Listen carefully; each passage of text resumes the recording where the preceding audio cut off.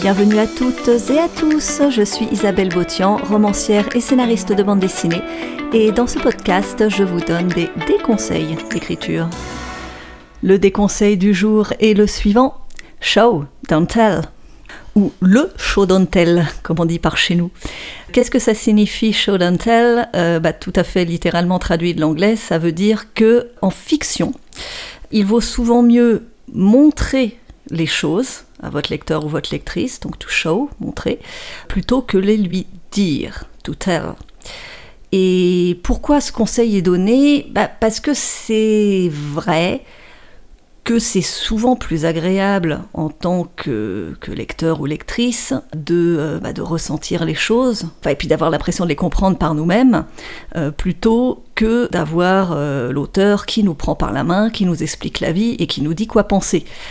C'est toujours plus agréable, plus fun et un peu moins infantilisant.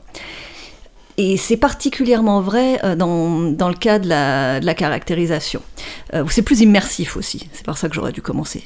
On va développer ça, mais donc disais-je, c'est particulièrement vrai dans le cas de la caractérisation, donc c'est-à-dire comment, en gros, décrire nos personnages, faire comprendre qui sont nos personnages.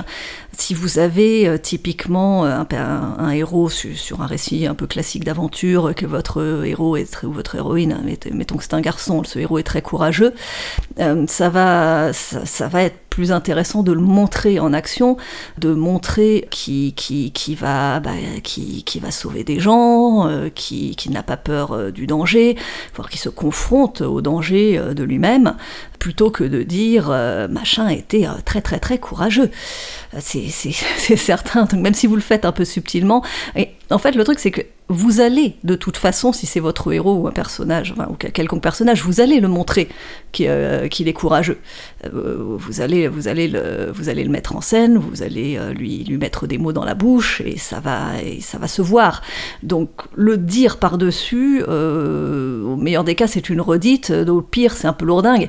Alors, si vous le montrez pas, c'est carrément une faute, parce que alors, vous pouvez nous affirmer il est courageux, sinon on le trouve pas très courageux, c'est que vous vous êtes quand même un peu planté. Donc ce travail de caractérisation par l'exemple, vous allez devoir le faire de toute façon, donc c'est peut-être pas la peine d'en remettre une couche. Et en plus, le fait de montrer les choses va vous permettre d'amener un degré de subtilité que le fait de les dire, qui sera difficilement atteignable si vous vous contentez de les dire, sans être vraiment pour le coup hyper lourd. Typiquement, machin il est courageux, mais est-ce qu'il est courageux mais quand même prudent ? Est-ce qu'il est courageux et pas très malin, il fonce dans le tas ? Et s'il fonce dans le tas, c'est parce qu'il est pas très malin, comme je viens de le dire, ou c'est parce qu'il a quelque chose à prouver, qu'il a des traumatismes quelconques, qu'il a des choses à régler et tout. Ça, c'est des choses qui vont vraiment pouvoir se montrer dans ses réactions, dans ses actions. C'est pas du tout, quand on se porte au secours de quelqu'un, dans le détail de ce qu'on fait, ça va se voir immédiatement si la personne qui se porte au secours prend soin d'elle, prend soin des autres autour aussi, ne met pas la personne qu'il essaie de sauver en danger en voulant la sauver, fait très attention à elle ou pas, ou alors il est plus concentré sur le fait de punir les méchants plutôt que d'aider la victime. C'est des choses qui vont vraiment se voir et qui sont très agréables à comprendre par soi-même en tant que lecteur. Il y a beaucoup de choses, énormément de choses qui vont être révélées par les dialogues, par la posture, la manière, quand je dis la posture, c'est littéralement la posture, c'est comment votre personnage se tient physiquement, qu'est-ce qu'il dit, qu'est-ce qu'il fait, voilà, tout ça. Et je fais pas souvent de pub pour ma petite personne, mais là je vais me permettre de le faire. J'ai fait une masterclass pour une école en ligne qui s'appelle Écrire et Inspirer, alors qui est pas spécifiquement sur le show don't tell, mais qui est sur la caractérisation par les dialogues. C'est un sujet plus restreint et qui parle aussi de choses un petit peu plus variées que le show don't tell, mais c'est quelque chose de payant, donc en général j'en parle pas trop, mais si ça vous dit, j'ai eu des bons retours sur cette masterclass, donc voilà, j'en profite pour faire ma petite pub. Le show don't tell, ça va être aussi très intéressant, en fait, le fait de montrer les choses pour faire comprendre les sentiments des personnages. Plutôt que de dire machin a peur, machin était très excité, si vous montrez que machin ressent, comme s'il était glacé à l'intérieur, ou si vous montrez que machin saute partout en souriant, si vous montrez ces choses-là, les gens vont beaucoup plus partager les sentiments de la personne, les sentiments du personnage. Ça va vraiment permettre de susciter l'empathie. Le show d'un tel peut être utilisé aussi pour poser des questions, pour les thématiques. Si vous êtes dans la tête de votre personnage, que vous montrez ce que ce personnage ressent, que vous montrez ses réactions de surprise ou ses réactions d'excitation, encore une fois, ou ses réactions de crainte, si vous montrez ces choses, votre lecteur ou votre lectrice qui a déjà ressenti ces choses et qui les a déjà ressenties de cette façon, va accompagner le personnage dans son ressenti, dans ses sentiments, dans ses questionnements. En tout cas, ça va susciter chez votre lecteur ou lectrice des questionnements similaires à ceux du personnage. Et si c'est pas les questionnements similaires, si votre lecteur se pose d'autres questions que le personnage, quand il va voir les réactions du personnage, il va y avoir un petit décalage avec ce que lui avait anticipé. Et ça fait aussi partie des questions que vous voulez que votre lecteur se pose. Ça va permettre de susciter l'empathie vis-à-vis d'un personnage qui réagit différemment de lui. Est-ce que ce personnage réagit différemment de lui, juste parce que ce sont deux personnes différentes et que tout le monde n'a pas les mêmes ressentis dans les mêmes situations, ou est-ce que c'est parce qu'il y a quelque chose d'un peu curieux qui se passe? Et pourquoi il réagit comme ça? Est-ce qu'il cache quelque chose? Voilà, bon, c'est vraiment des choses qui sont toujours plus intéressantes à faire ressentir. Ça marche aussi pour les descriptions, hein. Faut vraiment pas avoir peur d'utiliser les 5 sens. Qu'est-ce que la personnage voit, mais qu'est-ce qu'il entend, qu'est-ce qu'il ressent physiquement, qu'est-ce qu'il sent typiquement. S'il sent une odeur iodée, ça va suggérer la mer. S'il sent une odeur d'humus, ça va suggérer la forêt. Et si vous conjuguez, si vous conjuguez différentes informations, différents ressentis sensoriels, vous allez générer une image dans la tête de votre lecteur qui va anticiper la révélation du lieu. Peut-être qu'à un moment, vous allez devoir donner des informations supplémentaires et employer les termes mer ou forêt, évidemment. Mais quand on découvre un lieu en tant que personne, c'est les informations, c'est ce qu'on ressent qui va nous donner des informations sur le lieu. Et donc, si vous commencez par donner ces informations, tout de suite, encore une fois, c'est plus immersif et votre lecteur va découvrir les choses au même rythme que votre personnage. Voilà, c'est un outil très puissant, le show don't tell, pour sa capacité à faire vivre une information plutôt qu'à recevoir une information brute. Ça permet de se mettre à la place du personnage, donc pour faciliter l'immersion, je l'ai dit et redit, et ça permet de créer de l'action, en fait, même dans des scènes calmes ou contemplatives, plutôt que de dire « il y a ci, il y a ça, il y a ça ». Je ressens ci, je ressens ça, je perçois ci, je perçois ça. Ça met beaucoup plus d'action dans vos scènes. Donc c'est formidable le show don't tell. Alors pourquoi ce conseil c'est de la merde? Déjà, je ne vais pas trop m'attarder là-dessus parce que je n'ai pas fait d'études de lettres, donc je pense que des personnes seraient plus expertes que moi, mais il me semble quand même que c'est une injonction qui est très moderne. Si vous regardez la littérature plus ancienne, voire même aussi récente que les grands classiques du 19e, qui est pas récente, mais enfin quand même, qui est pas, moi je parle pas de trucs du Moyen-Âge, quoi. Les gens utilisent beaucoup le tell. Ils vous disent beaucoup les informations et ils s'empêchent pas non plus d'être immergé dans sa lecture. C'est d'autres processus narratifs. Si je prends Alexandre Dumas, donc moi je suis une grande fan de Dumas, il a poussé même ça à l'extrême, donc il y a un côté un peu relou dans certains de ses livres, parce que clairement à l'époque ils étaient payés à la ligne pour faire du feuilleton, beaucoup d'entre eux, et donc lui c'est vraiment un pisseline comme on dit, mais des fois il en joue justement pour utiliser, notamment il joue avec beaucoup d'humour, Dumas, et il s'en sert pour favoriser l'immersion, pour favoriser la réflexion aussi chez son lecteur. Un gars comme Victor Hugo, Alors lui, franchement, je suis pas une experte d'Hugo, est-ce que je vais peut-être me faire taper, mais je ne suis pas une grande fan de Victor Hugo, même si je ne peux qu'en reconnaître les immenses qualités, mais lui, des fois, il pousse ça carrément à l'extrême. Vous avez de ces livres où il vous laisse, donc il vous raconte sa petite histoire, super, et il vous laisse limite en plein cliffhanger, et il dit, alors attendez les gars, là j'ai un truc à vous dire, donc je vais faire une pause. Je vais vous faire 60 pages, un chapitre entier, pour vous décrire tel truc, en vous expliquant carrément quoi penser. Et si ça vous plaît pas, je vous emmerde. Et je caricature, mais il le dit limite comme ça, honnêtement. C'est dans Notre-Dame de Paris qu'à un moment il s'arrête pour faire toute une réflexion sur la modernité autour de l'imprimerie. Bon, il lâche son histoire pour vous faire tout un chapitre là-dessus. Un chapitre très intéressant d'ailleurs. Et il y a un autre moment où il fait la même chose, il vous fait tout un chapitre pour vous gratifier de sa fameuse description des rues de Paris, où il vous fait avant, après le baron Haussmann. Donc vous voyez le truc là qu'il y a maintenant, à l'époque c'était tel sentier, là où il y a ce boulevard, en fait ça passait par telle rue et ça revenait par telle là, et il vous balance tout un tas de noms de rues. Donc, alors déjà si vous êtes parisien, si vous n'êtes pas parisien, je pense que même à l'époque vous êtes largué. Mais surtout, c'est des trucs qui pourraient très bien faire le choix, même en les disant, même en étant dans l'hôtel, qui pouvaient très, très bien faire le choix de vous donner ces infos au moment où le personnage passe dans les rues en question. Mais non, c'est Victor, il s'en fout, il avait envie de vous faire le guide du routard, et il vous fait le guide du routard, voilà. Et je pense que beaucoup de gens diraient que c'est une faute narrative. Bon, moi j'avoue que en tant que lectrice, j'ai pas été fan de celle-là, mais bon, voilà, c'est Victor Hugo, il l'a fait, et visiblement, ça passe.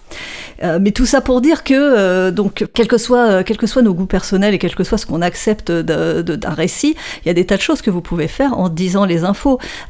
Et donc, bon, je vais pas m'attarder sur cette histoire de récits d'avant versus les récits de maintenant. Juste comme j'ai dit, je pense que c'est quand même, un conseil qui est un peu trop moderne pour être généralisé de la manière dont il est généralisé.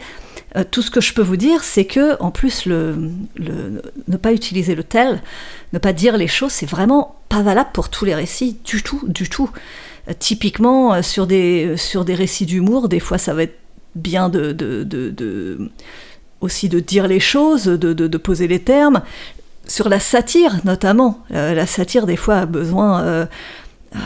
a besoin de poser les choses. Par exemple, si on part sur des récits, si on se met en tant que conteur d'une histoire un peu traditionnelle, typiquement, on va être là, je vais vous conter une histoire de tel temps où il se passait ci, et il y avait telle famille royale, et vous décrivez les choses, et ça marche très bien, c'est très immersif, parce que même si on n'est pas dans la tête des personnages, on est dans la tête du conteur, on accompagne le conteur qui nous raconte les choses, même de son point de vue un peu extérieur.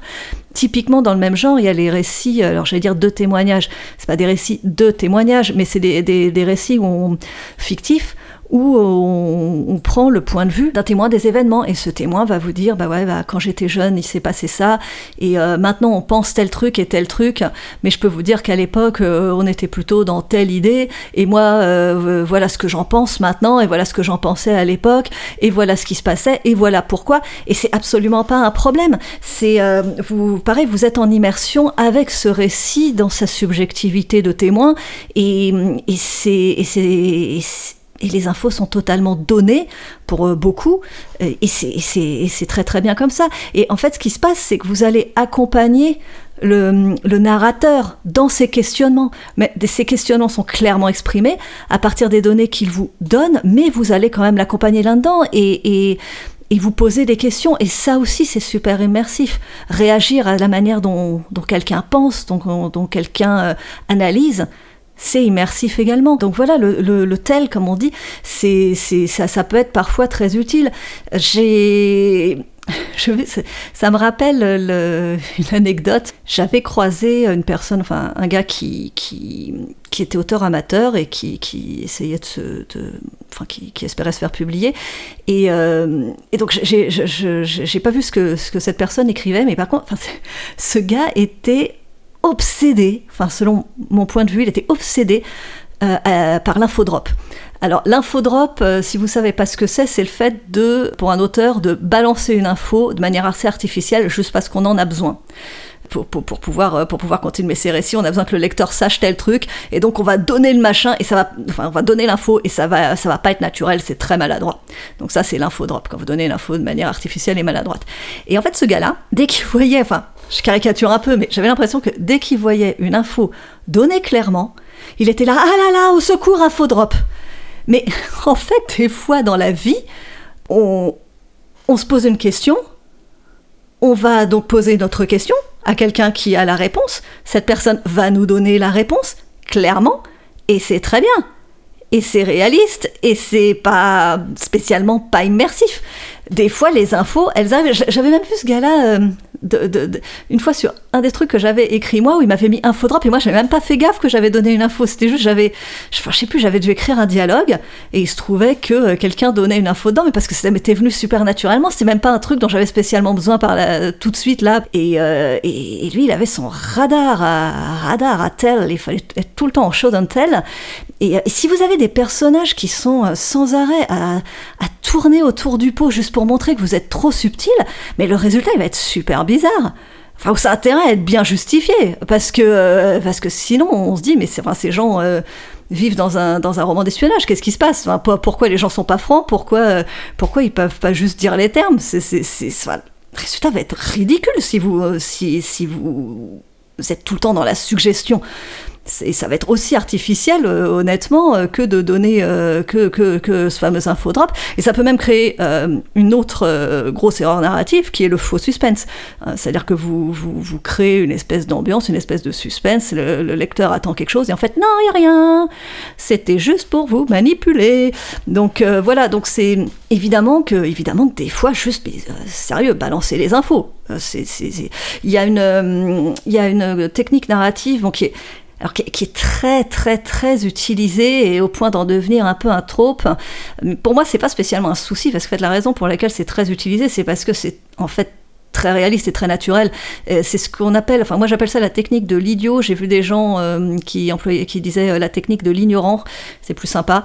Et en gros, c'est typiquement quand vous voulez faire une exposition de lieu ou de situation, vous balancez dans ce lieu ou dans cette situation un personnage qui ne les connaît pas ou qui n'en a pas les codes. Et donc forcément, ce personnage, il va découvrir en même temps que le lecteur. Et donc, des fois, il va juste poser des questions, et on va lui donner les réponses, et c'est bien, c'est pas grave. Et d'autres fois, il va commettre des impairs, et il va subir les conséquences de ses impairs, et puis il va se poser des questions, il va ajuster son comportement. Donc c'est quand même surtout une technique qui permet de dire les infos, mais ça permet aussi de montrer des choses. Et donc là, c'est une technique qui est vraiment très utile, et encore une fois très naturelle. Mais en plus, le tel peut être aussi, peut être très chouette et très subtil dans plein de situations. Je vais donner un exemple c'est un roman qui s'appelle Les Vestiges du jour. Donc, si vous avez vu le film, oui, c'est le roman qui a inspiré le film. C'est un roman de Kazuo Ishiguro, qui est un de mes auteurs préférés, auquel je ferai sûrement encore référence dans les podcasts à venir. Et en fait, dans Les Vestiges du jour, ça raconte l'histoire, c'est un majordome anglais qui raconte sa vie, et je vais pas donner tous les détails, parce que sinon je vais vous casser un petit peu le bouquin, mais sans aucun spoiler, c'est un narrateur non fiable. Donc ce qu'on appelle un narrateur non fiable, c'est comme son nom l'indique, c'est quelqu'un qui vous raconte une histoire, mais en fait soit il vous ment, soit il se rend pas compte des choses, et la réalité est pas telle qu'il vous la raconte. Et dans tout le principe de ce bouquin, c'est vous avez tout ce que vous dit ce personnage, tout ce qu'il partage avec vous, et ce qu'il vous dit très très clairement en termes de situation, en termes de sentiments, en termes de tout. Et vous avez des actions derrière lui qui montrent qu'il est totalement dans le déni de certaines situations. Et alors là, il y a peut-être des gens qui vont me rétorquer que c'est du show don't tell, parce que l'important c'est ce qui est montré, c'est pas ce qui est dit. Et en fait, oui et non, parce que le principe d'un narrateur non fiable, c'est qu'on va pas vous dire tout de suite qu'il est non fiable, en général. On peut, mais c'est souvent on va devoir s'en rendre compte. Et pour faire tout ça, le fait est que l'immersion initiale c'est un personnage qui vous raconte les choses, qui vous dit ce qu'il pense, qui vous dit ce qu'il ressent, qui vous dit ses analyses, et il vous dit toutes ces choses, il ne fait que les dire, et ça n'empêche en rien l'immersion, parce que c'est bien fait.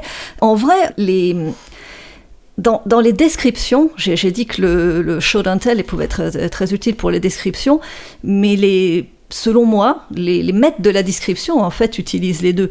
C'est ce grand classique c'est une stratégie narrative qui est assez connue, c'est que vous avez l'auteur qui vous décrit quelque chose, il vous dit, là, la porte elle est comme ça, la maison elle est comme ça, et la déco elle est comme ça, et en fait ce qu'il vous raconte, c'est pas à quoi ressemble cette pièce ou à quoi ressemble cette maison, ce qu'il vous raconte c'est qui sont les propriétaires, et ça donne plein d'infos, ça suggère plein d'infos sur leur statut social, sur leur positionnement vis-à-vis de ce statut social, sur ce qu'ils veulent montrer, sur ce qu'ils veulent pas montrer, sur leur goût, sur leur sensibilité, sur plein de choses. Donc les descriptions qui ont l'air...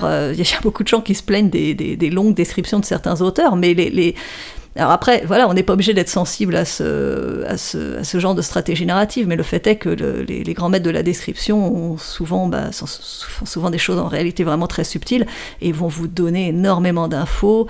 Encore comme je disais, comme Kazuo Ishiguro avec ce narrateur non fiable, il vous donne des infos, il vous dit des infos et ils parviennent à créer l'immersion avec ça, mais en réalité, ce qu'ils vous racontent, ce qu'ils vous font ressentir ou ce qu'il vous faut comprendre sont plus en filigrane.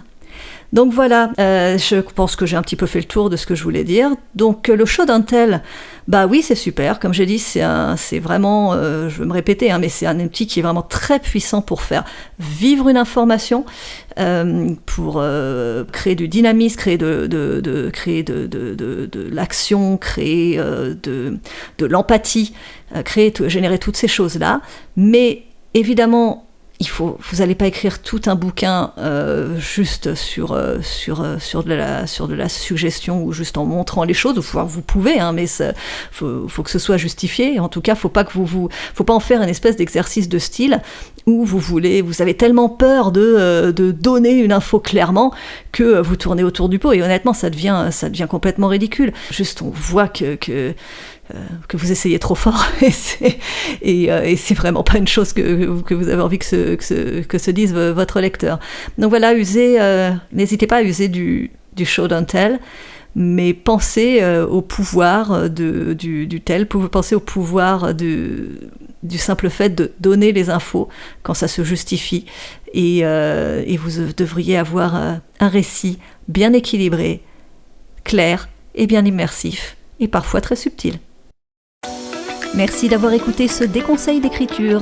N'hésitez pas à partager les mauvais bons conseils qu'on vous a donnés en commentaire ou via la messagerie de mon site www.isabellebotian.com. Pensez à vous abonner et à liker, et si vous voulez me soutenir financièrement, vous pouvez le faire à partir de 1 € sur ma page Ko-fi, ko-fi.com/isabotian. À très bientôt.